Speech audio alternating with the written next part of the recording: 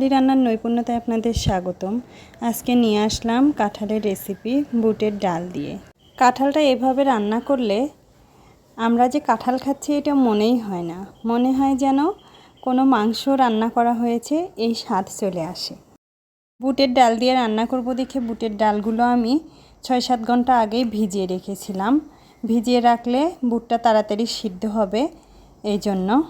বুটগুলো আমার ভিজানো হয়ে গেছে, এখন সিদ্ধতে বসিয়ে দিব। ডালটা চুলাতে সিদ্ধ বসানোর পর এর মধ্যে দিয়ে দিলাম লবণ আর একটু তেল, যাতে ডালটা উতলিয়ে পড়ে না যায়, এই জন্য।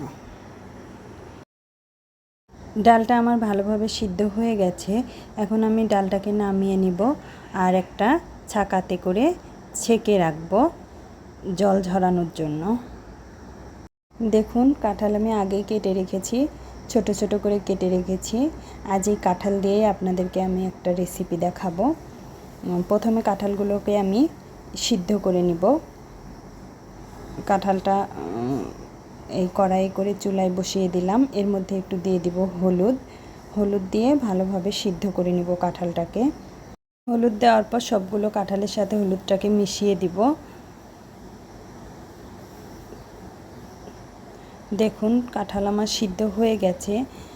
আমি 3-4 মিনিট সিদ্ধ বসিয়ে রেখেছিলাম, এখন আমি ঢেলে এইটাকেও ছাঁকনিতে করে ছেঁকে রাখবো।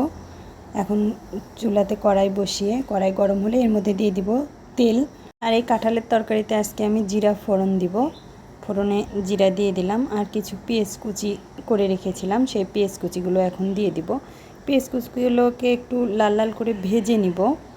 কাঁঠালের তরকারিটা আসলে এভাবে রান্না করলে অনেক মজা হয়, এই জন্য আজকে আপনাদের সাথে শেয়ার করে নিচ্ছি। আমার পেঁয়াজটা ভাজা হয়ে গেছে, এখন আমি এর মধ্যে দিয়ে দিব রসুন বাটা, আদা বাটা দিয়ে কিছুক্ষণ পেঁয়াজের সাথে হালকা ভাজবো, রসুন আর আদার গন্ধটা দূর হওয়ার জন্য। রসুন আর আদাটাকে পেঁয়াজের সাথে একটু ভেজে নিয়েই এর মধ্যে দিয়ে দিতে হবে জিরা।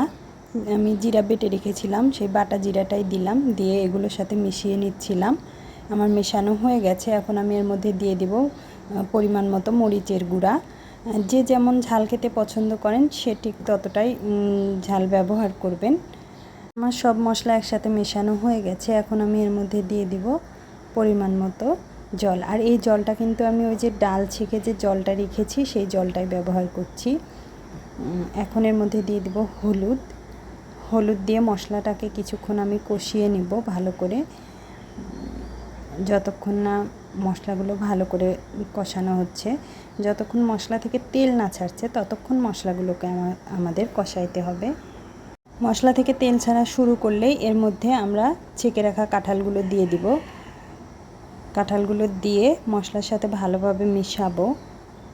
আমার চ্যানেলের ভিডিওগুলো যদি আপনাদের ভালো লেগে থাকে তাহলে অবশ্যই আমার চ্যানেলটি সাবস্ক্রাইব করে দিবেন, লাইক কমেন্ট করে আমার পাশে থাকবেন, উৎসাহ দিবেন। আপনাদের একটা লাইক কমেন্ট আমাকে আরও সামনের দিকে এগিয়ে যাওয়ার উৎসাহ যোগায়। কাঁঠালগুলো আমার হয়ে গেছে মশলার সাথে মেশানো, এখন এর মধ্যে দিয়ে দিব ছেঁকে রাখা ডালগুলো দিয়ে ডাল কাঁঠাল ভালোভাবে ভুনিয়ে নিব। দেখুন, কাঁঠালটা এই প্রসেসে রান্না করলে অনেক মজা হয়। এই পর্যায়ে আমি এর মধ্যে দিয়ে দিব লবণ দিয়ে ভালোভাবে নেড়ে চেড়ে দিব সব তরকারির সাথে, যাতে মিশে যায় লবণটা ভালোভাবে। আর এই রান্নাটা বাড়িতে অবশ্যই চেষ্টা করবেন, দেখবেন ছোট থেকে বড় সবাই পছন্দ করবে। রান্নাটা এভাবে করলে সত্যিই মজা হয়।